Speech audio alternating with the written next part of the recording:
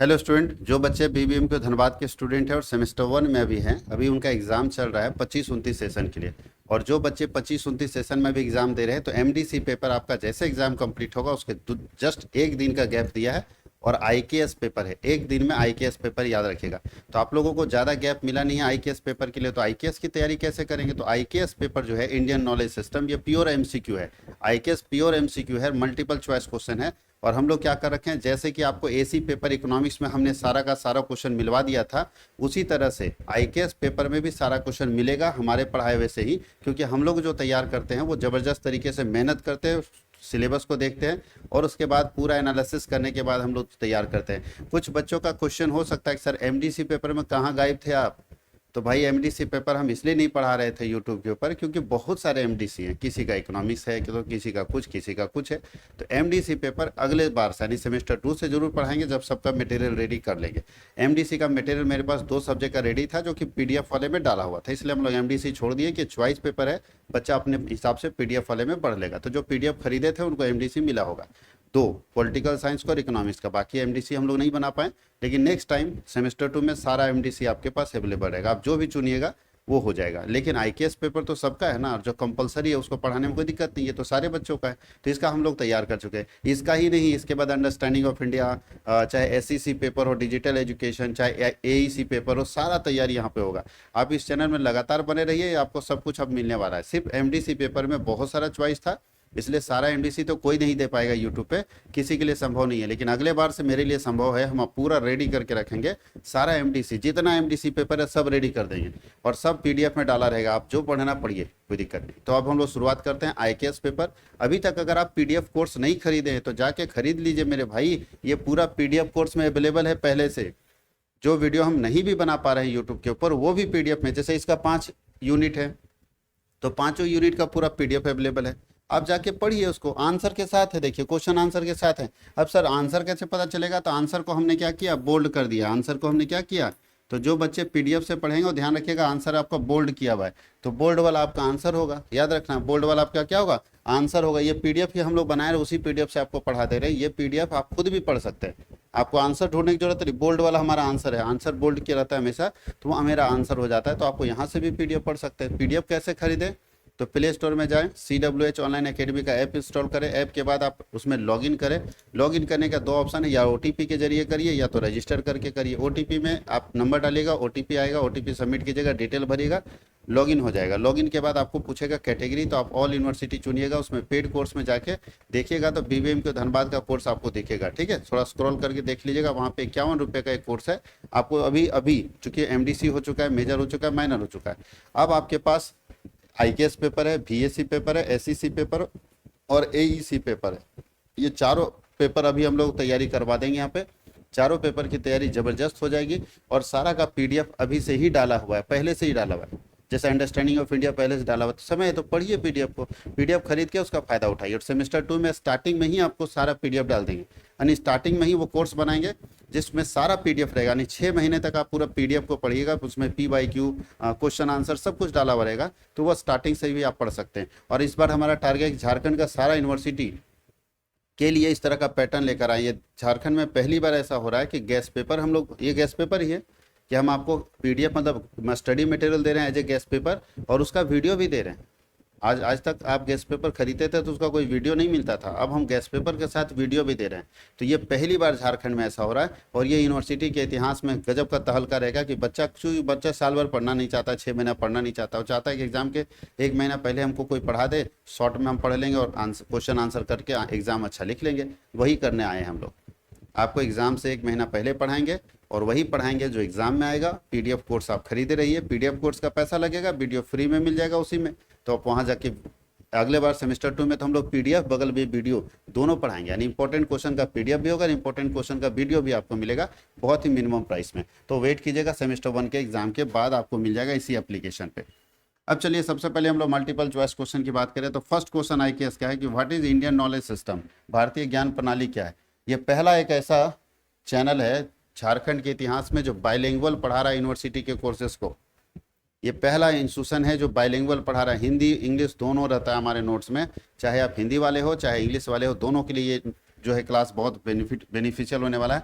तो भारतीय ज्ञान प्रणाली क्या है? तो भारतीय ज्ञान प्रणाली एक पुरानी परंपरागत भारतीय ज्ञान पद्धति है। यानी भारत में ज्ञान प्रणाली क्या है भाई? पुराना है, बहुत पुराना। भारत में ज्ञान प्रणाली दुनिया में सबसे पुरानी ज्ञान प्रणाली है।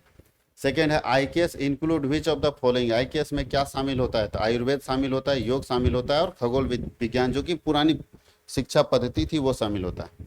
द वर्ड वेदा मीन्स, वेद का मतलब क्या होता है? तो वेद का मतलब होता है ज्ञान। वेद का मतलब क्या होता है? ज्ञान। वेद का मतलब ज्ञान। और हमारे यहाँ 4 वेद लिखे गए, आप लोग को मालूम होना चाहिए। Indian knowledge is a mainly based on. भारतीय ज्ञान मुख्यतः किस पर आधारित है? तो भारत का जो नॉलेज सिस्टम था वो किस पर आधारित है? तो याद रखना 2 चीज पर, स्पिरिचुअल और प्रैक्टिकल लाइफ, यानी आध्यात्मिक और व्यवहारिक जीवन। मैं आपको थोड़ा सा क्लियर कर दूं, इंडियन नॉलेज सिस्टम 2 तरह का है भैया। आईकेएस 2 तरह का है।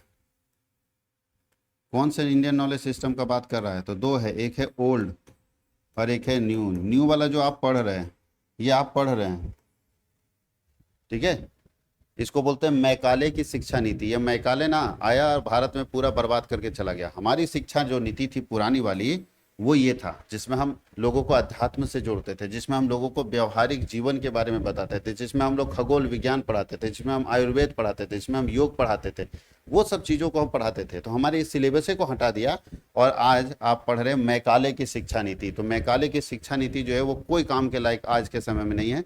हमारी जो अपनी शिक्षा थी उसको बर्बाद कर दिया मैकाले, उसको पूरा खत्म कर दिया और आज लेकर आ गया ऐसा ऐसा चीज़ पढ़ा रहा, साइन थीटा कॉस थीटा।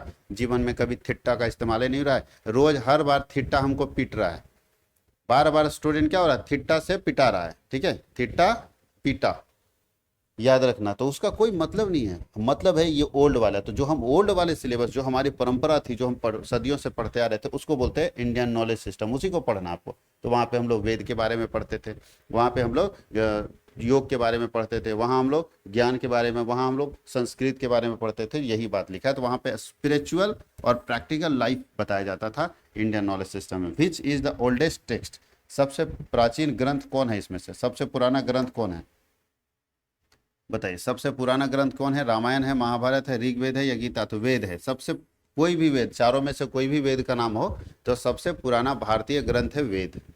वो 4 वेद होते हैं, चारों में चारों एक साथ समय लिखा गया, उसको बोलते हैं वैदिक काल। जिस समय ये वेद लिखे गए होंगे उस समय, उस काल को हम बोलते हैं वैदिक काल, ठीक है। वैदिक काल का मतलब जिस समय वेद लिखा गया। अच्छा, किसने वेद लिखा ये पता नहीं है, आज तक पता नहीं कि किसने वेद लिखा, लेकिन वेद एक ऐसे 4 बुक है और चारों बुक में अलग अलग चीज़ों के बारे में वर्णन किया गया और उसी वेद के सहारे हम लोग अपने जो संप्रदाय में जीते हैं और जीवन यापन करते हैं। उसी वेद में सारी बातें लिखी गई।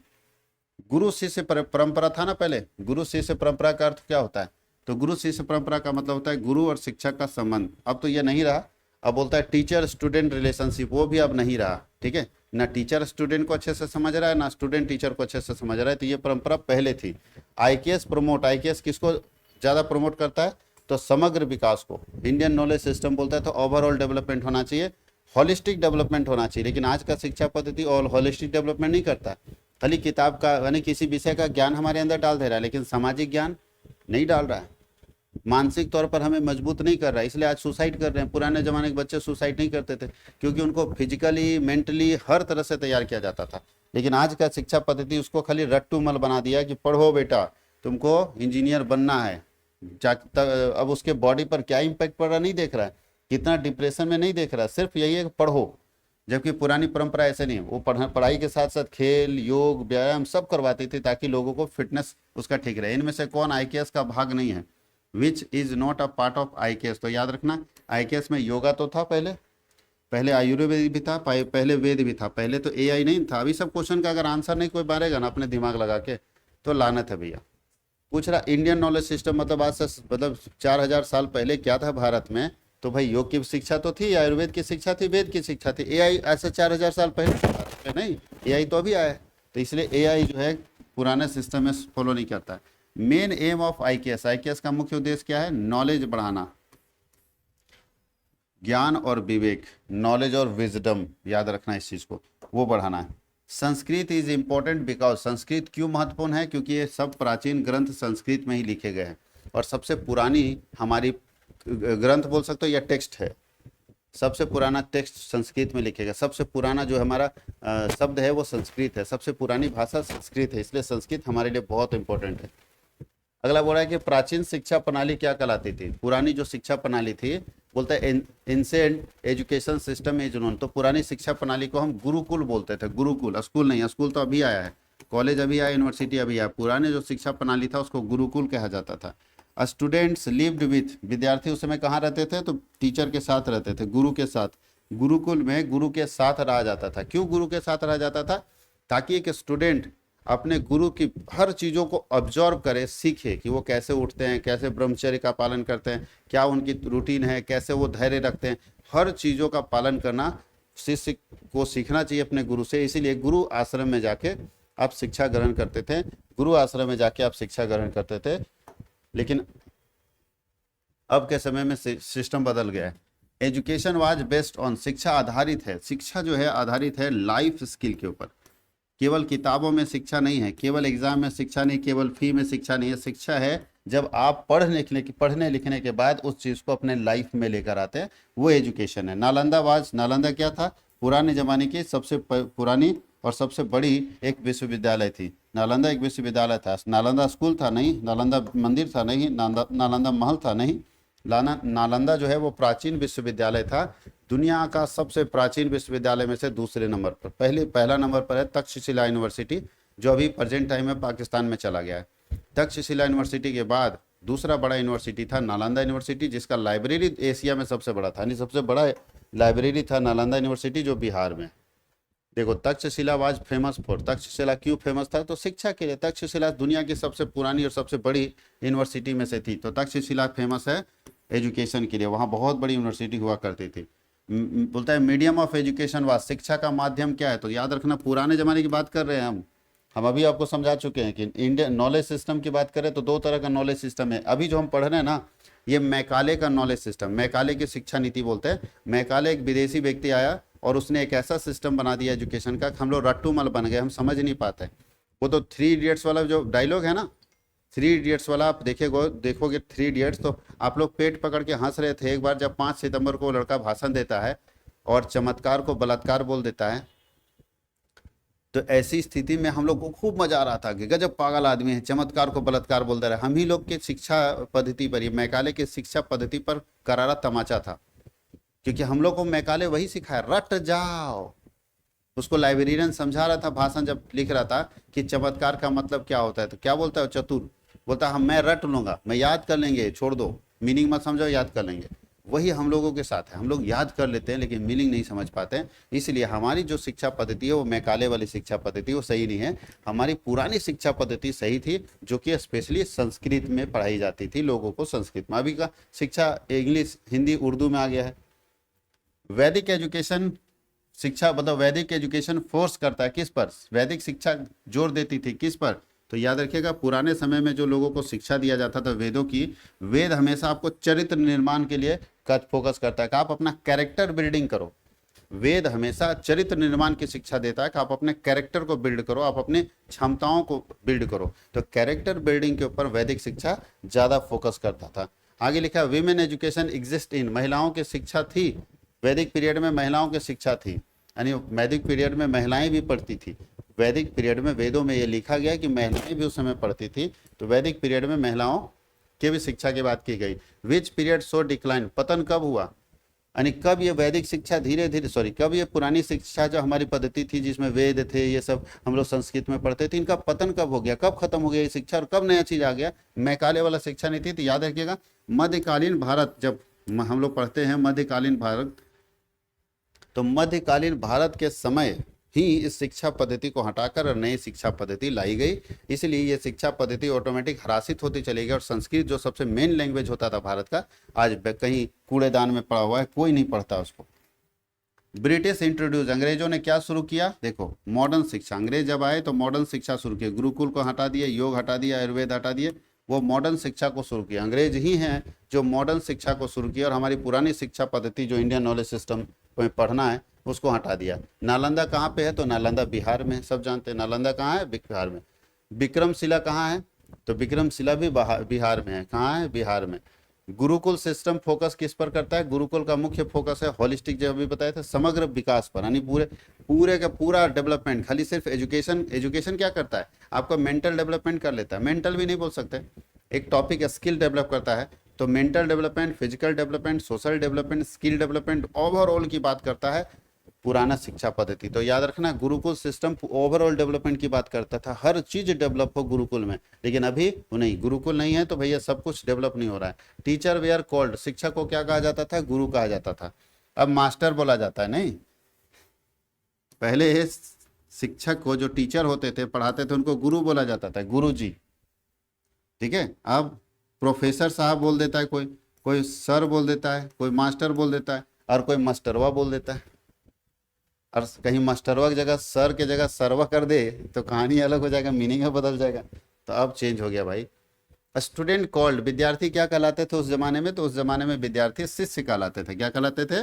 शिष्य। अभी अभी वो सब विद्यार्थी कहलाता है, नहीं चेला कहलाता है, लेकिन उसमें शिष्य होता था। एजुकेशन वाज फ्री, उस समय शिक्षा फ्री थी। शिक्षा मुफ्त क्यों होती थी? क्योंकि शिक्षा चलती थी उस समय दान से। वहाँ पे एजुकेशन सिस्टम चलता था दान से। मान ली गुरुकुल हम चला रहे हैं, हमारे पास 50 बच्चे गुरुकुल में पढ़ रहे हैं, रह रहे हैं, खा रहे हैं, पी रहे हैं, कपड़ा लत्ता सब कुछ हम चला रहे हैं। तो भाई हम कहाँ से लाएंगे? हम तो पैसा लेते नहीं थे। तो बड़े बड़े जो राजा होते थे वो दान करते थे कि ठीक, हम इतना पैसा दान देते हैं, आप चलाइए। तो दान से जब शिक्षा पद्धति चले तो इससे बेहतर शिक्षा पद्धति हो नहीं सकती, क्योंकि वहाँ पे एक शिक्षक कैरेक्टर बिल्डिंग कर रहा है, चरित्र निर्माण कर रहा है सामने वाले का, क्योंकि उसको कोई लालच है नहीं, उसको पैसे का कोई लालच नहीं है। हर व्यक्ति उसको पैसा दे रहा है, उसी पैसे से उसका चल रहा है। तो दान अगर आपका सिस्टम, दान प्रणाली से अगर आपका एजुकेशन सिस्टम चल रहा है और सारे लोग खुद से अपनी इच्छा से दान दे रहे हैं, तो ऐसी स्थिति में एजुकेशन सिस्टम बढ़िया होगा। लेकिन अभी दान नहीं मिलता है तो लोग फी वसूलता है, और फी नहीं वसूलेगा तो आखिर टीचर मास्टर साहब का घर कैसे चलेगा? तो पहले दान सिस्टम से चलता था। मेन ऑब्जेक्टिव क्या है? तो उस समय की शिक्षा पद्धति का मुख्य उद्देश्य था नैतिक मूल्यों का बनना, नैतिक मूल्यों को बनाना। आईकेएस एम एट, आईकेएस का उद्देश्य क्या है? तो आईकेएस का उस समय उद्देश्य था यही कि स्किल बनाओ, लोगों के अंदर डालो, और इथिक्स डालो। स्किल और इथिक्स डेवलप करना सबसे मेन काम था उस समय। फोकस किस पर था बताइए? आईकेएस का फोकस था माइंड और सोल पर, मन और आत्मा पर ज़्यादा फोकस है। उस समय यही बात बताया जाता है, मन क्या है, आत्मा क्या है। हम लोगों को तो मन और आत्मा के बारे में कुछ पढ़ाया नहीं जाता। योगा इज यूजफुल फॉर, उस समय के लिए योग बहुत उपयोगी होता था। किस लिए? तो फिटनेस के लिए, तनाव से राहत के लिए, स्वास्थ्य के लिए, जी, तो ऑल ऑफ दीज सबके लिए फायदेमंद था। आयुर्वेद किस पर आधारित था? आयुर्वेद था नेचुरल हीलिंग पर, यानी उसको बोलते हैं प्राकृतिक उपचार पर। प्राकृतिक उपचार को ही हम बोलते थे Ayurveda. IKS help in, IKS मदद करता है सस्टेनेबल डेवलपमेंट, आईकेएस मदद करता है सतत विकास में, प्रदूषण, युद्ध और इसमें नहीं। अब देखिए एनईपी 2020, एनईपी 2020 क्या प्रमोट करती है? नई शिक्षा नीति क्या बढ़ावा देती है? तो नई शिक्षा नीति आईकेएस को बढ़ावा देती है। ओनली इंग्लिश ओनली नहीं, नई शिक्षा नीति आईकेएस को बढ़ावा देती, तभी ना आपके सिलेबस में डाला गया है। और लास्ट लिखा है कि modern relevance of IKS, IKS का अभी के समय में क्या रिलेवेंस है? तो भाई आईकेएस अगर अभी हम लोग पढ़ेंगे, इंडियन नॉलेज सिस्टम को पढ़ेंगे, अच्छे से जानेंगे, तो उसमें हेल्थ के बारे में हमको पढ़ने का मौका मिलेगा, इन्वायरमेंट के बारे में पढ़ने का मौका मिलेगा, और इथिक्स के बारे में पढ़ने का मौका मिलेगा। इसलिए ऑल ऑफ दीज है। अगर सही तरीके से आईकेएस को लोगों को पढ़ाया जाए तो उनको मोरल, वैदिक शिक्षा, ये सब के बारे में अगर जानकारी हो जाती है तो उनमें बहुत परिवर्तन हो सकता है, बहुत कुछ चेंजेस हो सकता है। तो ये हम लोग यूनिट 1 का पूरा एमसीक्यू कंप्लीट कर लिया। नहीं, एक यूनिट का हम 34-35 एमसीक्यू दे रहे हैं जो आपके लिए बहुत काम का है। सेकेंड यूनिट का भी उसी तरह से 30-35 एमसीक्यू देंगे जो आपके लिए बहुत काम का है। आप इसको आराम से देखिए और इससे बाहर नहीं आएगा, क्वेश्चन इसी के अंदर से आएगा। तो बहुत सारा क्वेश्चन आपका मैच करेगा, आराम से देखिए। और अगर अच्छा लगे तो कमेंट सेक्शन में अपना व्यू, अपना रिव्यू, अपना फीडबैक जरूर दीजिए। और अब बढ़िया लगे तो लाइक कीजिए, शेयर कीजिए, सब्सक्राइब कीजिए और दोस्तों को जरूर भेज दीजिए ताकि उनको भी इसका फायदा मिल सके। बहुत बहुत धन्यवाद।